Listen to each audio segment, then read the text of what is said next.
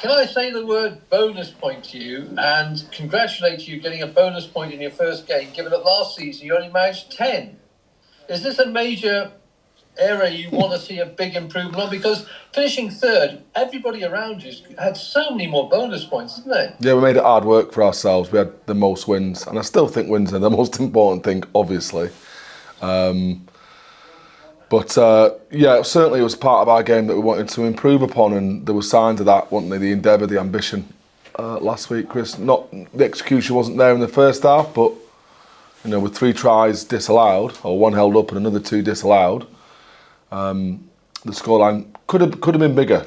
So the ambition was there, which was great. And it does add up. It literally adds up at the end of the season, doesn't it? Yeah, we felt that. We were very, like I said, we were very pragmatic, and I said that pre-game. We were looking to put a bit more autonomy and decision-making within the players, to pull the trigger at the right times, be a little bit less pragmatic. And my thoughts and feelings were that Gloucester might be shifting towards a way of pragmatism, seeing as they won a lot of bonus points but missed out on some playoff opportunities. And on Friday at home, it felt like for the most part, we got the balance right. He puts in games like this more often than not. I'm talking about Bevon. Yeah. There are so many good loose ends around, but he is a very, very complete package, isn't he? Over the ball, he's got good hands, and he's, as you saw in the scrums in the first half, he's got the nuts and bolts as well. He's still relatively young, isn't he, for a loose head to be as, like you say, as complete as his game is. So it's just about him. Like, where's he going to get better? He's going to get better at scrummaging. He's going to make better decisions, which he is doing. So he gives away a lot less penalties now than what he would have done a couple of years ago, where he's chasing every ruck. He's probably going to get a little bit bigger, a little bit more robust, because every season he carries a couple of injuries, as is the way with most players. So yeah, like he's one of my favourite people, Bev. I can't speak more highly of him, and I stress that people, not just players. Like, I love how he plays, because he's an extra back rower on a field who can scrum, but he's also a massive energy giver. I love that about him as a person. Like, gives me energy, but he gives the lads energy on field as well. It's funny to me, with Josh no longer able to be brought out the emergency room to renew line-out, Paul, Bamba did that for you. He's got a big future, hasn't he, Bamba? Oh, yeah, how good. I'm glad you noticed that, because it wasn't nervous, but we knew that we had to bring Bamba out of his shell by way of calling a line-out, and he's a great operator around the park, is Ben. But he's probably still only played 50 games of rugby union, maybe 60 at most, because he was a league convert. And so he's had to learn the skill of jumping and mauling and scrummaging, and then learn how to almost run that department as well over the pre-season. So he's shown to be very, very rugby smart for someone who doesn't write a lot down and was not a big note taker 2 or 3 years ago. He walks around with a pencil behind his ear now. I know, but that's what he's got. He's got a composure about him, and no nonsense. Like, here's the plan, stick to the plan, and then he's able to spot with pattern recognition, spot where the holes are, and back his call. So that was probably one of the most rewarding things, aside from the bonus point, about Thursday night, was his ability to control the area, 100% line-out win. Yeah, really good. But his ability to grow into a better player is huge, isn't it? Untapped. We tapped it a little bit. He puts on 8Ks after his first pre-season. He shaves 50 seconds off his Bronco test. So there's physical capabilities there. And then allied to that is, like I say, he's still learning the game. So his rugby age, so to speak, is probably far younger than his actual age, because he came into it late. In a couple of years' time, who knows where he could be, Ben? Because he's a 6-stroke.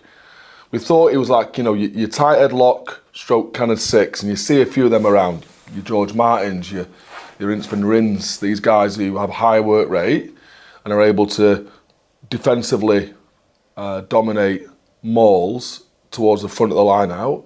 And then now he shifts back to that jumping lock position, with the same physicality and the same work rate, and you can call. You know, you've got a back five player there. In essence, you've got a guy who can play multi positions. That's all important, particularly when you want to go with 6-2 splits and and a variety in your pack and your selection. Excellent, thank you, Ed. Here comes Squizzy. Squizzy. Hello. Actually on that theme of back five players, you've been linked to Chandler Cunningham South recently. Is he a player of interest? There's a few that we're talking to next year. Any good back rower, and it all depends on our own retention. We'll get in touch with and have a chat with. So he's up. How we play the game, how we want to play the game. We're looking at carry dominance as being a major feature as part of the repertoire, shall we say. So Chandler's kind of are up there on that. I haven't had a chat to him yet, personally. These rumours tend to spread, don't they, through the changing room and out to you guys, sometimes even before actually anything happens. So I haven't spoken to him yet. And I would tell you, Neil, I haven't, not yet. Personally. Anyone else? No, we'll leave. Just on the forward dynamic, how's that going with Joe telling George what to do or vice versa? Really, really well, yeah. He's not afraid. I don't call him out. No one calls anyone out, in that respect. But he does demand things off him. He demands, and the want and desire for him to obviously make good decisions first and foremost, but within those decisions, in context of game, when can we attack the line? He's come here as an attack coach, so he's pushing his brother to attack and not miss those opportunities. That's the thing that was probably didn't verbalise well enough for Chris. Like we want to be more aware of when to take the opportunities, and it doesn't matter where it is. It's if it's on, it's on. So he's pushing George to do that, and in part because the relationship's so strong. We had a meeting yesterday where Joey started it and George finished it around our attack. So they've been sharing the voice, and we try to do that with every aspect of our play. It's not just coach-led; it has to be player-driven. But they're so aligned, as you can imagine, because they go home, they go over training, and they come in, and I'm like, right, you decide what you want to get in the 22 here. Normally, that could be a conversation with George and me and George, and then, as it was with me and Deeks. Now it's just those two can just go home and come in with an idea, and I'll back it because they know more than me. Just on the prospect of going to the rec as well. Is it the hardest assignment in English rugby? Probably at this point. There's a few, isn't there? We found it hard at Leicester back into the season. Any of those grounds that have, real partisan crowds that are able to actually muscle up physically against us, and there's shown to be a few, increasingly so. But when you get that ability to muscle up and then you get the crowd on your back, things feel like they're not going your way. And for an emotional team like we are, an emotional team, in the past we've let that affect our mentality and spiralled a little bit within games. Games have slipped out of our grasp last 20 minutes. Certainly that was the case last two times we played down at Bath. So we tried to address that this week. Today was pretty spicy in training. Take what you want from that as a comment, but we tried to put ourselves in a lot of frustration because we know we've got to be able to manage it at the weekend. And Bathurst, a very good team, even without some of the best players. We saw that last week. Are they a better squad, even a deeper squad, even than last season? You'd think so, wouldn't you? In a few positions. Guerreras and Arundel, obviously, but two, the new signings to mention.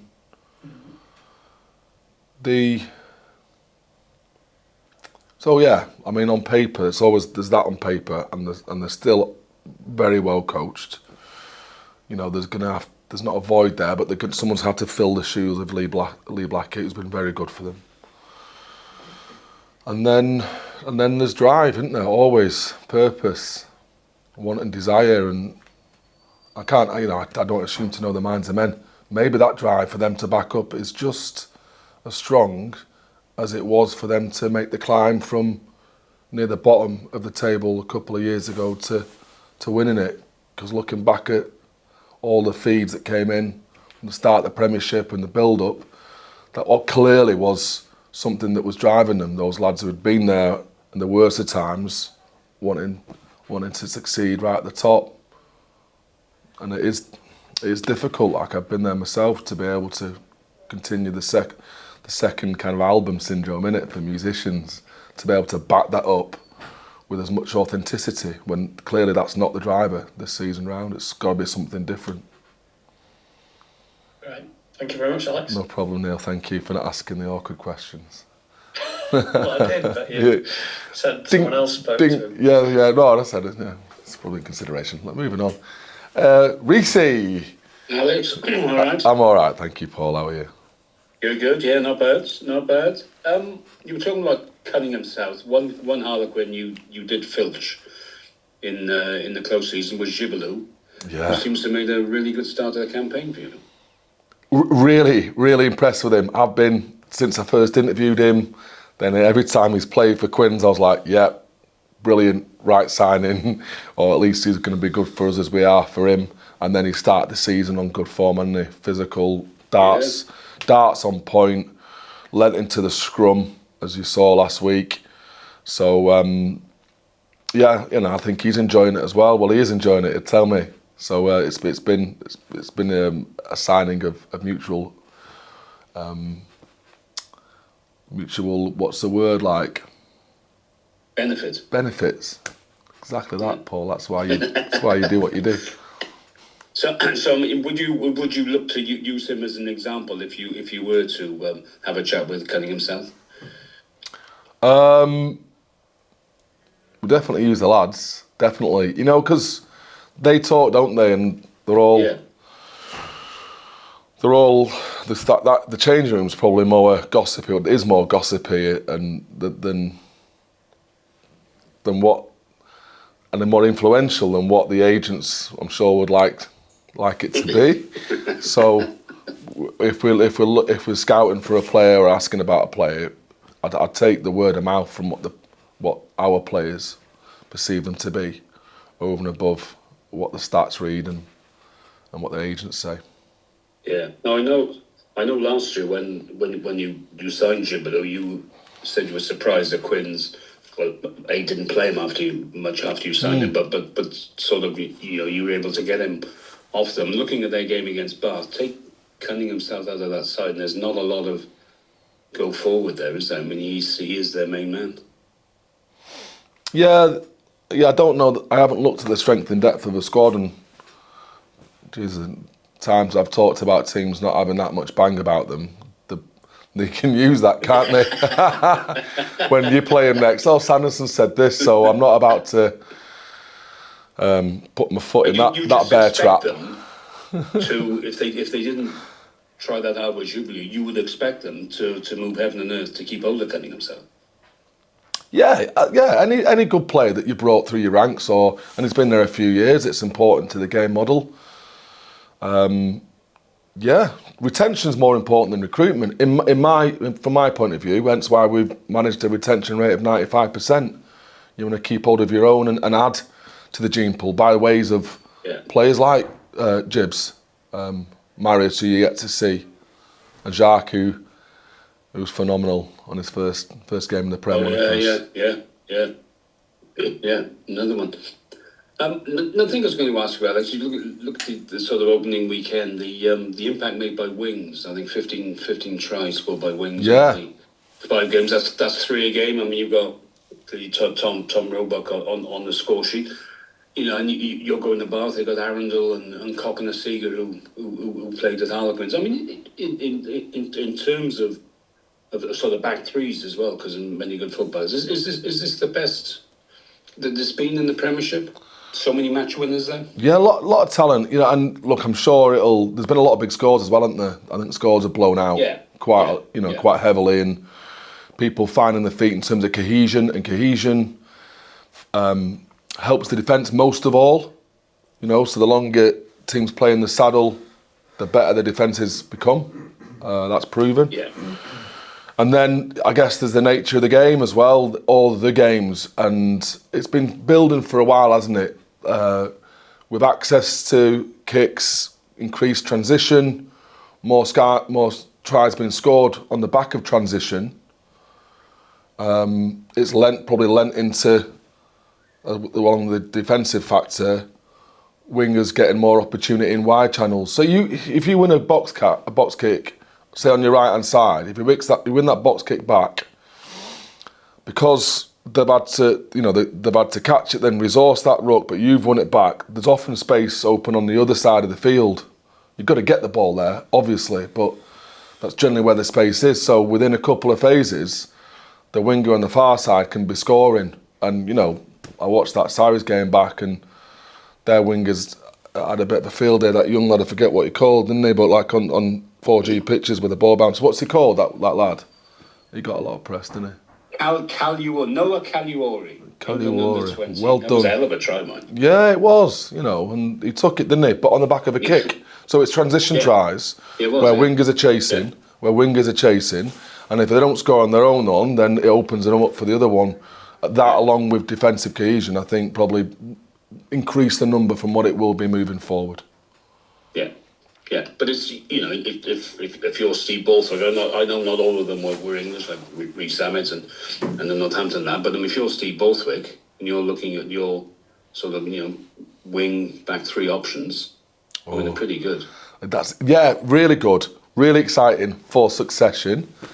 You know, and I just remember Eddie Jones coming in to a lot of stick about how much he rotated that squad and the build up to the World Cup, never got any cohesion. So at some point you've got to nail your flag to the mast, haven't you? And say, look, these guys are the ones that I need to play together and build towards that World Cup, which is, you know, only a couple of seasons away now.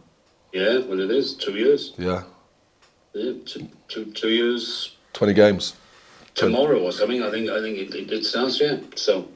One other thing from me, Alex, that Newcastle Saracens game, you know, the first 20-minute red card in the Prem. Yeah. Is that a sort of innovation you think will be good for the game generally? I think it's useful. Yeah, I'm a big believer in that. I know it's coming for a bit of criticism, but the game's just wrecked if you go down to 14 men, and if it's not malicious, if it's not malicious and meaning, like, you know what I mean, like someone doesn't mean to hurt someone. Because everyone plays within the laws of the game now, and I think, respectfully, like, they want to let their impacts do the talking rather than what happens at the bottom of a ruck or an off-the-ball incident. No one wants to go down to 14 men. It crucifies your teammates. So if you still get affected for 20 minutes, you still can't bring that fella on, so you have to have strength and depth and contingency for that. So you still pay a price, but it's not the ultimate price, which would be the result. Yeah, it's not because so often, especially early on, lose the player for the rest of the game, and it's almost certain defeat. Yeah. So as a spectacle, if you're charging punters top dollar, and you look at the number of red cards now compared to 10 years ago, never mind 20, 30, 40, and there's a hell of a lot more. Yeah. And there's so more and more games being disrupted. It just makes sense, as you say, if it is deliberate act of foul play, then that's different. But for something which is just slightly mistimed, we see a lot of them, didn't we? It's a big price to pay. Yeah, we saw a lot of them, a lot of those, and they've got to be strict around the head. So it still, you know, allows people to keep the game safe than where it was, say, 15 years ago. Yeah. Brilliant. Right, well, let's hope you enjoy Bath a bit better than the last couple of years, Alex. Yeah, that's the aim. Cheers, fellas. Thanks for turning up. Appreciate it.